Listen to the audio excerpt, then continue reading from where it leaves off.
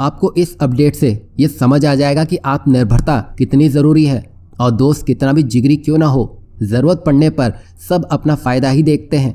ऐसा हम इसलिए कह रहे हैं क्योंकि हाल ही में कुछ ऐसे समीकरण बनते दिखाई दिए हैं। आप अमेरिका को तो जानते ही हैं, वो दिखाता है कि वो भारत के साथ है, पर उसको जब जहाँ से फ़ायदा मिल रहा होता है तो वो भारत को इंतज़ार करवाने से भी पीछे नहीं हटता है। आपको याद होगा हाल ही में भारत और अमेरिका के बीच में 2+2 वार्ता हुई थी, जिसमें भारत के तेजस के लिए जो इंजन हमें अमेरिका से चाहिए वो अमेरिका अब कह रहा है कि उसमें देरी लगेगी, मतलब भारत को इंतज़ार करना होगा। और यहाँ ध्यान देने वाली बात यह है कि उसी तरह के इंजन्स अमेरिका द्वारा साउथ कोरिया को दिए जा रहे हैं। वो भी पॉलिटिक्स के चलते उसने भारत को लटकाते हुए एक ऐसी भूल कर दी है जिसके परिणाम उसको भी भारी पड़ेंगे, क्योंकि भारत का ताकतवर होना कहीं ना कहीं अमेरिका के लिए हिंद महासागर में टिके रहने के लिए ज़रूरी है, क्योंकि चीन को काउंटर करने के लिए यह अमेरिका के हित में है। वहीं अब खबर ये सुनने को मिल रही है कि जल्दी जो बाइडेन और शी जिनपिंग के बीच में एक मुलाकात होने वाली है। वैसे भी जब से जो बाइडेन सत्ता में आए हैं उन्होंने सारे खेल को बिगाड़ के रखा हुआ है।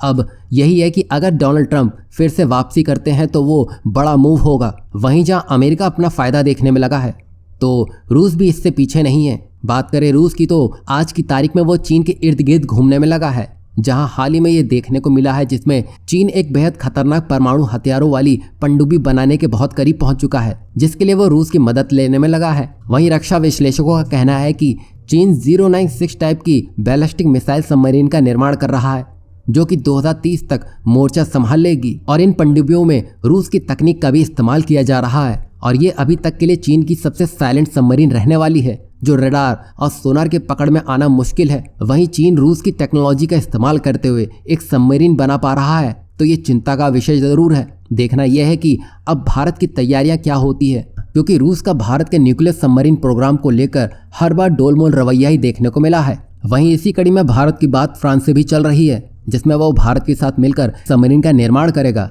अब देखना यह है कि भारत इसमें कहां तक आगे बढ़ पाता है। यहाँ भारत हाथ पांव तो मारेगा ही, ताकि वो एक कारगर विकल्प के साथ अमेरिका, चीन और रूस का मुंह बंद कर सके, क्योंकि आखिर में जब सब अपना फायदा ही देखने में लगे हैं तो भारत को भी अपने विकल्पों को आगे बढ़ाने की जरूरत है, ताकि भारत इन देशों का डटकर सामना कर सके।